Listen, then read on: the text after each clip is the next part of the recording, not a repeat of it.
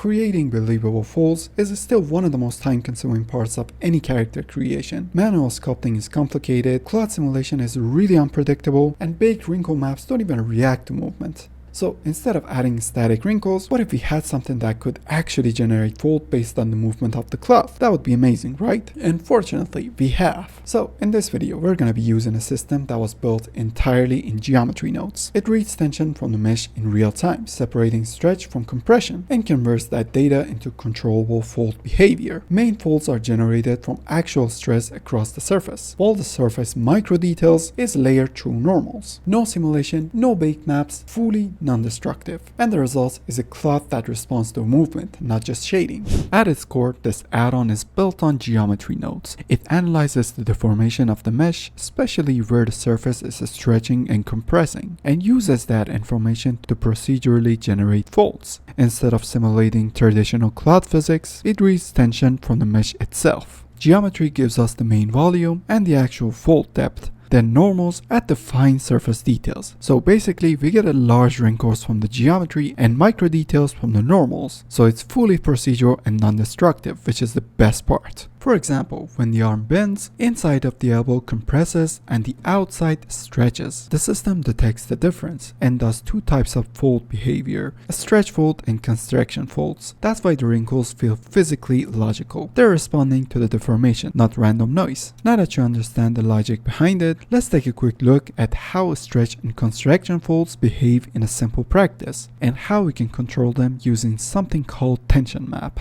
The tension map is essentially a control mask that tells the modifier where folds should appear and how strong they should be. Instead of applying wrinkles uniformly across the mesh, the system reads grayscale values from this map. Darker areas increase compression and fold intensity. Mid-grays stays neutral, and lighter areas reduce or suppress folds. So rather than guessing where wrinkles should form, we can basically tell them. Under the hood, the modifier analyzes the mesh deformation, where the surface is stretching or compressing, and multiplies that tension data by the values in this map. That means the map doesn't create folds by itself. It controls how strongly the geometry reacts to the actual deformation. This add-on reads the data directly from the mesh. What you're seeing here isn't a texture, it's real-time deformation values. Red areas show compression and blue ones show stretch. Okay, let me show you better. So I'm gonna bend the stomach part so our model gets wrinkled and stretched. And as you can see, when the abs bends, the inside of the shirt compresses. That's why it turns red. But the other side stretches. That is the blue one. Compression areas create folds by pushing the fabric together, and stretch areas create folds by pulling the fabric apart. So folds aren't random. They happen because the fabric is either being compressed or stretched. That's the idea. It reacts to force. The more the fabric is pushed or pulled, the stronger and more visible the folds become. And because this system is procedural, you can still control the intensity, scale, and direction without breaking anything. Okay, now that you know the basics, let's start using it. When you download the file, it comes with a blend file. Open it. In the open file, go to Preference, File Path, click on the plus icon and select the folder for storing the assets, and click on Add Asset Library. After that, click on Save button. Now in your Asset Browser tab, select the asset path you just created, and you'll see the folds file in Unassigned section. Click on plus icon and rename the catalog to something like Fold Modifier. Then drag the assets from the Unassigned to the Fold Modifier tab you just created. Then click on Save icon and open a new Blender project. It's done! Now you have the fold modifier whenever you want in all of your projects. So now let's quickly rig a character using Mixamo for understanding the process better in an actual project. By the way, this quick rig took me almost 2 days straight because of Mixamo process bug. Yeah, so quick. But anyways, here's our rigged character. Now let's start the workflow. For accessing the fold modifier, there's two options. You can drag and drop it on your model from the asset library, or simply just add it from the modifier menu. Also, the modifier stack order is important. For it to work correctly, you need to add tension map below your armature and your folds modifier below subdivision surface for working on extra geometry. After that, go to Texture Paint menu, create a texture image by clicking on New and naming it. Then select the Fill brush, and in the value slider, put like 0.5 amount for the baseline of our tension map. Then start painting on your model.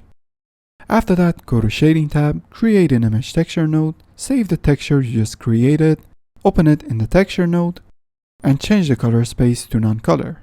Congrats, you did all the hard work. You should be proud of yourself. There's two algorithms for folding in this add-on, stretch and constriction. Let's go for stretch first. In the fold modifier, under the stretch texture submenu, select your texture that you just saved, and then go all the way down and click on enable checkbox under preview/debug and select the stretch fold option. If your model messed up, don't worry. You can adjust the effect, scale and smoothness or other things very easy in modifier settings. Oh, before I forgot, you must enable add rest position in the data tab of your model for it to function correctly, or else your model would disappear as you can see. And now we're ready to paint our stretch folds on our model with a paintbrush. Here I'm painting the stretch influence manually. I'm focusing on areas that naturally experience tensions, like shoulders, elbows, side seams, etc. The goal here isn't to paint wrinkles directly, but is to control how strongly the fabric should react when it stretches. You can think of it as weighting deformation. I'm keeping the intensity really subtle, cause cloth rarely reacts at full strength across the entire surface. Also, don't forget to use the smear brush to blend in the stretch parts, so it's not sharp and unrealistic.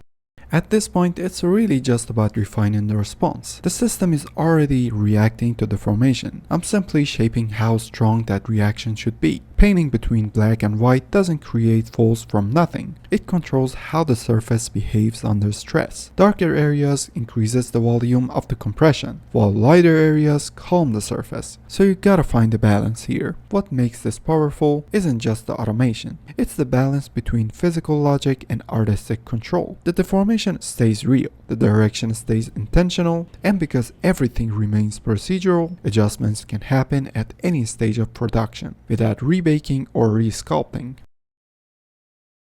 That was the fold modifier in action. Physically reactive, fully procedural, and completely non-destructive. If you want realistic cloth without sculpting everything by hand, this will change your workflow. So give it a try. For more information and in-depth tutorial, make sure to check out the description for the link. Also, you can check out my Patreon and Gumroad page for real-time process videos and tutorials, or the cool add-ons I've made, like EyeForge, where you can make customized eyes in just a few seconds. It has tons of different types from anime eyes to stylized or realistic, with the option to manually change the shape or the size of basically everything. And also a haircut studio, where you can make haircuts really easy with only few clicks. And it has a lot of customization. You can change the strand shape or length, or even make it curly with only few clicks. Be sure to check out the links in the description. See you on the next one.